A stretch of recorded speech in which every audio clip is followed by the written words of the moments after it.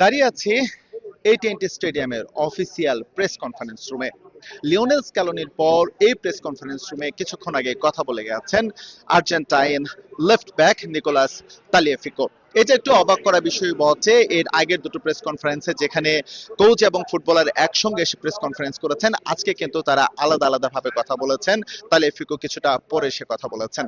সময় সংবাদ এই ইভেন্টটি কভার করেছে এবং এখানে চমৎকার একটা বিষয় ঘটেছে। আমার এই যে জার্সিটি দেখতে পাচ্ছেন, এখানে একটি সাইন আপনারা দেখতে পাচ্ছেন, এটি হচ্ছে নিকোলাস তালিয়াফিকোর অটোগ্রাফ। আমরা সংবাদ সম্মেলন শেষ করে তার সঙ্গে কথা বলেছিলাম, তার কাছে জানতে চেয়েছিলাম বাংলাদেশে প্রায় 80 থেকে 90 মিলিয়ন সাপোর্টার রয়েছে যারা আর্জেন্টিনাকে সাপোর্ট করে। এই বিষয় হচ্ছে আসলে তার অভিব্যক্তি কি, যদিও সেটা অন ক্যামেরায় তিনি বলেননি, তবে তিনি সাধুবাদ বা শুভকামনা জানিয়েছেন বাংলাদেশকে এত দূর থেকে আর্জেন্টিনা ফুটবল দলকে সাপোর্ট করার।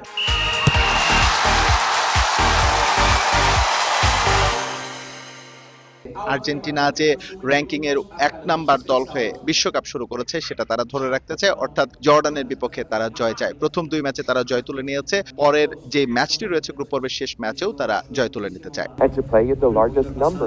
মেসির সঙ্গে খেলা সবসময় আনন্দের, এটা আমি দারুণ উপভোগ করি। এটা ঠিক, দলে তার মতো আমিও সিনিয়র, তাই দায়িত্বটা আমাদের অনেক বেশি থাকে। আশা করছি এটা ঠিকভাবে পালন করব।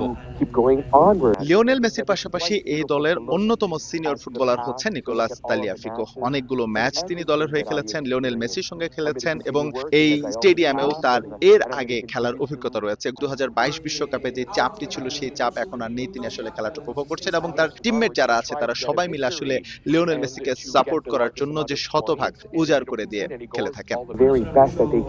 সবাই বলে মেসির ওপর অনেক চাপ, আমি তেমনটা মনে করি না। আমরা সবাই তাকে নির্ভর রাখার চেষ্টা করি, কারণ সে আর্জেন্টিনার জন্য অনেক করেছে। এবার আমাদের দায়িত্ব।